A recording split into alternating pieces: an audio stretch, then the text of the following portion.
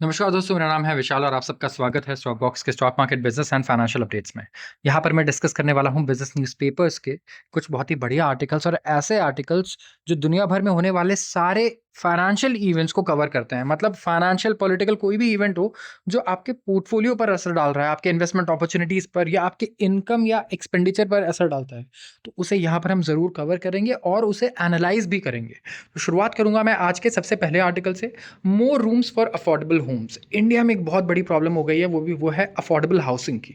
तो affordable housing एक steadily declining मैं कहूँगा चीज़ है in terms of market share and policy support की बहुत ज़्यादा ज़रूरत है। मतलब यहाँ सरकार को ही इंटरफेयर करना होगा, नहीं तो जिस हिसाब से रियल एस्टेट बबल आप देख रहे हो बढ़ता जा रहा है।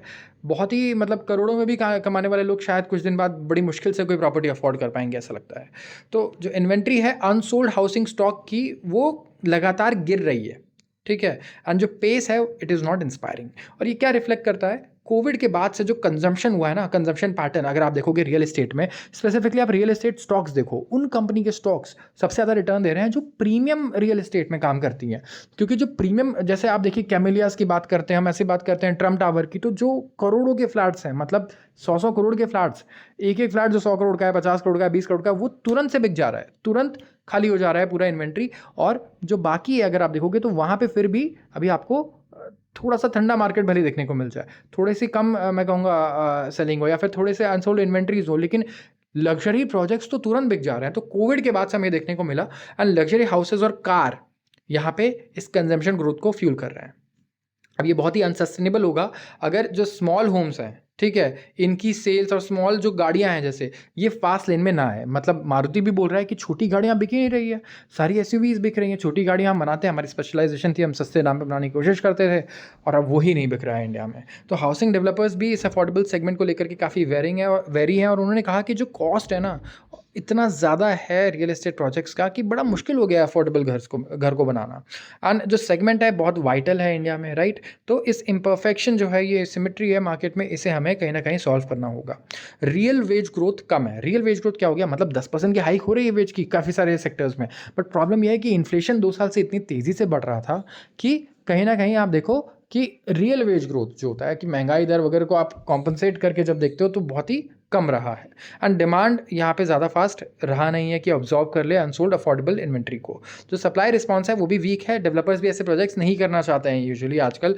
अगर आप पूछोगे 10 डेवलपर्स से जो लिस्टेड है स्टॉक मार्केट में, तो एक क्विक फिक्स इसका क्या है, तुरंत जो प्रॉब्लम जो सॉल्व कर सकता है कुछ दिनों में, वो ये है कि आप अफोर्डेबिलिटी को रीडिफाइन कर दो, ठीक है, बायर्स के लिए और सेलर्स के लिए भी। बेंचमार्क सेट कर दो अफोर्डेबिलिटी का, ठीक है, कि it could be an income instead of absolute price. और परचेज और कंस्ट्रक्शन सपोर्ट जो है वो डायनामिक हो जाएगा, तो ईजियर हो जाएगा मार्केट के लिए भी यहाँ पे अपने इन्वेंट्रीज को क्लियर करना। लेकिन ये फंडामेंटल इशू को नहीं क्लियर करता है इंडिया में जो लैंड प्राइजेस हैं। लैंड प्राइजेस इंडिया में जिस तरीके से बढ़ते हैं, इतनी तेज़ी से इनकम तो बढ़ ही नहीं सकता है, पॉसिबल ही नहीं है। और पॉपुलेशन भी लगातार बढ़ता है इतने सालों में, तो लैंड प्राइजेस बढ़ने का ये भी एक रीज़न था। और दूसरा रीज़न क्या है, ब्लैक इकोनॉमी। लोगों के पास क्योंकि एक ब्लैक मनी का प्रॉब्लम इंडिया में रहा है काफ़ी, तो लोग उसे यूज़ करते हैं कहाँ पे, रियल एस्टेट में। तो लैंड किसी भी दाम पे मिले, बाहर आपको मिल ही जाएगा, क्योंकि उसके पास वो पैसा है, सिर्फ वहीं लग सकता है और कहीं लग नहीं सकता। तो जो मेन इशू है वो अभी भी अंडर एड्रेस्ड है, वो है keeping land value in check through higher supply. State government का क्रिटिकल रोल है यहाँ पे कि वो और प्रोएक्टिव बने और क्लियर करे मार्केट को अफोर्डेबल हाउसिंग के लिए। इंडिया एक एक्सपेंसिव प्रॉपर्टी मार्केट है, ठीक है। इंडिया का जो एवरेज इनकम लेवल है अगर आप कंपेयर करोगे तो हमारा बहुत से $2,500 है, $2,000 है। यूएस में यही इनकम $60,000 है। लेकिन आप रियल एस्टेट प्राइसेस अगर चेक करोगे तो हम न्यूयॉर्क को बराबरी कर देते हैं, मुंबई बराबरी करता है न्यूयॉर्क की और कैलिफोर्निया की। तो ये ऐसा नहीं होना चाहिए, राइट। तो इंडिया का प्रॉपर्टी मार्केट इतना एक्सपेंसिव नहीं होना चाहिए कि अमेरिकन लोगों का जो इनकम लेवल है उसके बराबर वो पहुंच जाए, और इंडिया के जो लोग हैं फिर वो तो सपने ही देखते रह जाएंगे। तो इंडिया के लिए बहुत बड़ा प्रॉब्लम है, रैपिड अर्बनाइजेशन भी हो रहा है, ठीक है। तो अफोर्डेबल सेगमेंट है, बहुत सेंसिटिव है टू प्राइजेस, लेकिन यहाँ पे इनॉर्मस इकोनॉमिक और लेबर लिंकेजेस भी हैं। तो एक अफोर्डेबल हाउसिंग स्टॉक इंडिया में बनना बहुत ज़्यादा ज़रूरी है, और ये गवर्नमेंट को ही यहाँ पे इंटरवीन करना होगा अगर गवर्नमेंट चाहती है कि ये बने। Trump's new tariff threats show trade uncertainties are here to stay. अब इन्होंने फिर से एक झटका दिया। देखिए ट्रम्प, कई सारे लोग काफ़ी ज़्यादा परेशान भी हो गए हैं। अगर आप इन्वेस्टर्स को, ट्रेडर्स को देखोगे कि डेली ऐसे स्टेटमेंट्स देते हैं जो मार्केट मूव कर देता है। ठीक है, अब जैसे अचानक से इन्होंने, हमने कल के ही आर्टिकल में कवर किया है कि कहा कि यूरोप पे भाई 50% का हम टैरिफ लगा देंगे, क्योंकि इनके साथ डिस्कशंस चल रहे हैं, वो कहीं आगे बढ़ ही नहीं रहे, कुछ हो ही नहीं रहा है। तो फिर उन्होंने स्टेटमेंट को दोबारा बदल दिया, कहा कि नहीं हम ये 50% टैरिफ लगाएंगे, लेकिन वो जुलाई से एप्लीकेबल होगा। तो इन्वेस्टर्स ऑप्टिमिस्टिक हो रहे थे कि ट्रेड वॉर जो है काम डाउन होगा, सारी कंट्रीज़ के साथ निगोशिएशंस होंगी और मामला सेटल हो जाएगा। जब चाइना से स्पेशली जब एग्रीमेंट हुआ कि 90 दिन का पॉज लगा दिया टैरिफ पे, तो तब तो सबको यकीन हो गया। लेकिन अब लेटेस्ट टैरिफ जो है वो ये सारी चीज़ों को फिर से बिल्कुल मैं कहूँगा अब इंटरप्ट कर चुका है। तो इनिशियल एग्रीमेंट्स थे यूके के साथ, चाइना के साथ, तो होप्स आए वॉल स्ट्रीट पे कि नहीं नहीं ठीक है, things are going to get better, थोड़ा प्रेडिक्टिव भी हो जाएंगी चीज़ें, तो it won't be an issue. लेकिन फ्राइडे को देखोगे अगर आप, तो इन्होंने डिलीवर किया एक हार्श रिमाइंडर कि ट्रम्प एक बहुत ही वॉलेटाइल पॉलिसी मेकर है। ठीक है, एंड इन्होंने थ्रेटन किया 50% का टैरिफ लगाएंगे यूरोपियन यूनियन पे, 25% स्मार्टफोन्स पे लगा देंगे, इंक्लूडिंग एप्पल, सैमसंग, सब पे, जो कि अपना प्रोडक्शन यूएस में नहीं लेकर आता। अब प्रॉब्लम यह है कि जब तक कि ये टैरिफ यहाँ से 500 1000% नहीं कर देते, तब तक बड़ा मुश्किल है कि कोई भी स्मार्टफोन यूएस में बनाएगा। यूएस में स्मार्टफोन बनाना इज़ नेक्स्ट टू इम्पॉसिबल, इतना महंगा हो जाएगा वो। तो इक्विटीज़ अक्रॉस द वर्ल्ड अगर आप देखोगे, आपको ड्रॉप होते हुए नजर आए, पूरी दुनिया के शेयर बाजार नीचे गिरे। इस खबर को सुनकर के डॉलर नीचे आया, लोएस्ट लेवल पे आ गया 2023 से, एंड बिजनेस लीडर्स फिर से अब ग्रैपल करने लग गए एक नए सिचुएशन से। तो आज today's news that Trump is threatening enormous tariffs on EU and is singling out Apple as firm are examples of what we should expect. तो अगले 2 महीने भी ये कह रहे हैं कि यही हमें एक्सपेक्ट करता रहना चाहिए कि ऐसा कुछ ना कुछ होता ही रहेगा हमेशा। एंड इन्होंने क्लियरली कहा कि is not looking for a deal with EU, and I just said it's time that we play the game the way I know how to play the game. तो यहाँ पे काफ़ी ज़्यादा आउटस्पोकन है और बहुत ही मैं कहूँगा अनप्रेसिडेंशियल तरीके से वो हमेशा अपने स्टेटमेंट्स देते हैं। तो यहाँ पे अब तो ऐसा हो गया है कि पानी बिल्कुल सर के ऊपर जा चुका है लोगों के, बट स्टिल काफ़ी अच्छा फ़ैन बेस है। उनकी अप्रूवल रेटिंग्स हमें देखी होंगी डोनाल्ड ट्रम्प की कैसे रहती हैं अगले कुछ महीनों तक भी। एंड वाइट हाउस ऑफिशियल ने कहा कि इस वीक प्रेसिडेंट होप कर रहे थे कि वो और ट्रेड एग्रीमेंट सिंक करेंगे मेजर पार्टनर्स के साथ। एंड स्पेसिफिकली अगर आप देखोगे तो यहाँ पे यूरोपियन यूनियन एक बहुत बड़ा पार्टनर है यूएस के लिए, और मिडिल ईस्ट के साथ उन्होंने ऑलरेडी काफ़ी अच्छी डील साइन की है। तो सबसे बड़ा एलाई इनका रहा है क्या, यूरोपियन यूनियन है इस टाइम पे, और अपने एलाइज को ही काफ़ी ज़्यादा परेशान करते हुए हमें ये नज़र आ रहे हैं। तो बिजनेस लीडर्स और कंज्यूमर्स अभी केयरफुली देख रहे हैं, और इनका डायरेक्टिव है यू के पे कि यू ने ऑफर किया था purview of what he said his administration might do with dozens of trading partners seeking lower duties. तो यहाँ पे वी हैव टू सी कि यूरोपियन यूनियन कैसे रिस्पॉन्ड करता है। एंड स्पेसिफिकली अगर आप देखोगे तो अगर डोनाल्ड ट्रंप ऐसा कई सारी कंट्रीज़ के साथ कर सकते हैं करते हैं जो मेजर कंट्रीज़ है, तो हो सकता है एक कार्टेल भी बनाने की कोशिश करे लोग, जैसा चाइना कोशिश कर रहा था यूरोपियन यूनियन और जापान और साउथ कोरिया को फेवर करके, और एक कार्टेल बनाना चाह रहा था अगेंस्ट यूएस ट्रेड पॉलिसीज़।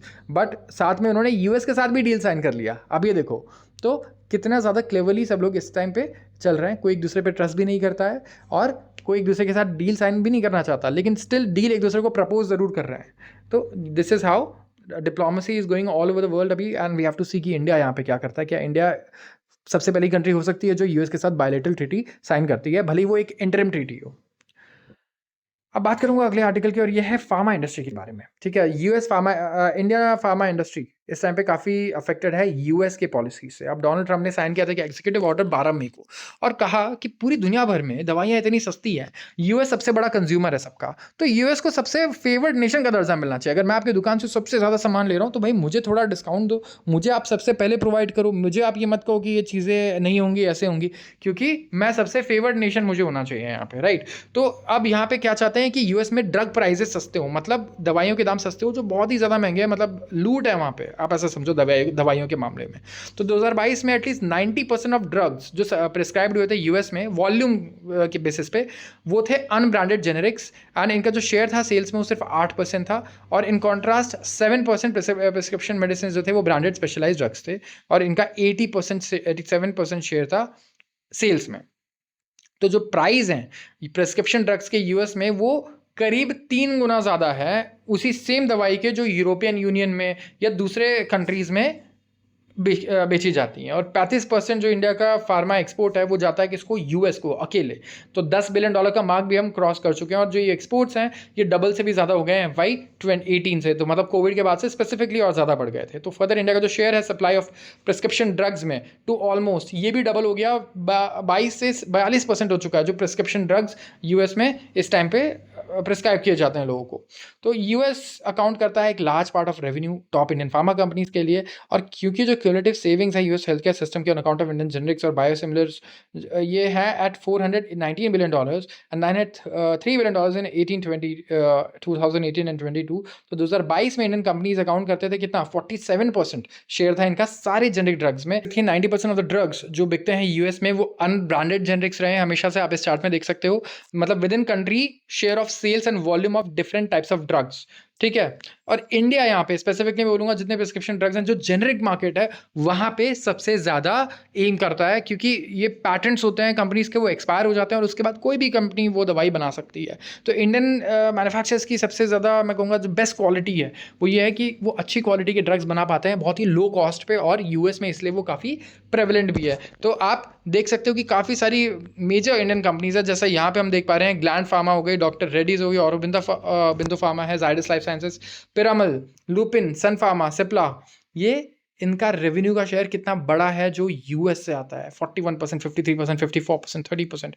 तो इंडियन मार्केट्स के लिए बहुत ज़्यादा इंपॉर्टेंट है कि यूएस की पॉलिसीज़ क्या होती हैं, and we have to really see कि क्या फ़र्क पड़ता है लॉन्ग टर्म हमारे फार्मा मार्केट पे अगर यूएस अपने ड्रग प्राइसेस को कम करने की कोशिश करता है अपने कंट्री में। अब बात करूंगा अगले आर्टिकल की, और ये है टायर इंडस्ट्री के बारे में। टायर फर्म्स ने एक रोड मैप बनाया है कि टैरिफ से रिलेटेड जितनी भी प्रॉब्लम्स हो रही है ना, ये इसके लिए रास्ता क्लियर हो जाए। तो एक्चुअली अगर आप हमारे टायर इंडस्ट्री का देखोगे ना तो यूएस का कोई एक्सपोजर नहीं है बहुत बड़ा। मतलब भारतीय जो टायर वाला मार्केट है, हमारा टायर मार्केट है, ये यूएस में ज़्यादा चीज़ें एक्सपोर्ट करते ही नहीं है। तो लेकिन स्टिल ये ऐसे मेजर्स ड्रॉ कर रहे हैं कि ये कोई भी इम्पैक्ट जो नेगेटिव इम्पैक्ट आ सकता है पोटेंशियल टैरिफ्स का, उसे ऑफसेट करने की कोशिश करें। Raw material prices already dent कर रही है मार्जिन को, और जो लीडिंग प्लेयर्स है जैसे कि Ceat, Apollo tyres, JK tyres, इन्होंने डाउन प्ले कर दिया है immediate financial impact potential US tariffs का on retaliatory duties from countries such as Sri Lanka. तो यहाँ पे सियाट की अगर मैं बात करूँ तो इनके जो एमडी है, इनका कहना है कि यूएस से जो हमारी रेवेन्यू जनरेट होती है ना वो बहुत ही लो सिंगल डिजिट शेयर है। और अपोलो के सीएफओ का कहना है कि कंपनी का जो यूएस एक्सपोजर है वो $100 मिलियन है। मतलब कितना होगा, अब ये देखो 850-900 करोड़, और इनका $3 बिलियन का तो टॉप लाइन है। मतलब रेवेन्यू इनका कितना है, करीब करीब 25,000 करोड़। तो 25,000 करोड़ में से सिर्फ 800 करोड़ कितना कहाँ से आ रहा है, यूएस से आ रहा है। तो बहुत ज़्यादा फर्क नहीं पड़ेगा। और जो टायर मार्केट्स है वो अभी कंटिजेंसी प्लान बना रहे हैं। कंटिजेंसी प्लान क्या होता है कि एक ऐसा प्लान जहाँ पे आप देख रहे हो कि क्या क्या प्रोबेबल इवेंट्स हो सकते हैं, क्या अनसर्टेनिटी हो सकती है, और उसके अकॉर्डिंग आप प्लान कर रहे हो ताकि कोई भी रेसिप्रोकल टैरिफ आ जाए या बहुत ज़्यादा टैक्स लग जाए टायर पे तो उसको वो उस टाइम पे टैकल कर पाएँ।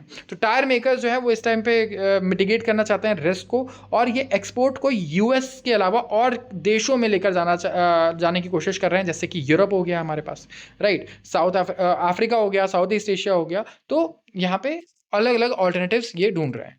तो एक इनको बहुत ज़्यादा बेनिफिट मिलता है लो क्रूड ऑयल प्राइसेस से। अगर क्रूड ऑयल के दाम घटते हैं तो टायर इंडस्ट्री को काफ़ी फायदा होता है। एंड इस टाइम पे वॉलेटाइल इंटरनेशनल मार्केट्स हैं। अगर आप बात करोगे, इंडस्ट्रीज बॉडी पुश कर रही है पॉलिसी सपोर्ट की, जहाँ पे लोअर इंपोर्ट ड्यूटी लगे की इनपुट्स पे, और इंसेंटिव्स मिले इनको भी सस्टेनेबल ग्रोथ के लिए।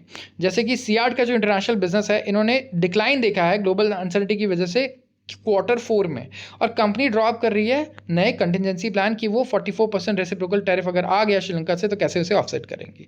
तो ये होपफुल है कि बेटर आउटकम आएगा ऑफ कोर्स, एंड कुछ रिलीफ ऑलरेडी देखने को मिला है हमारे मार्केट में।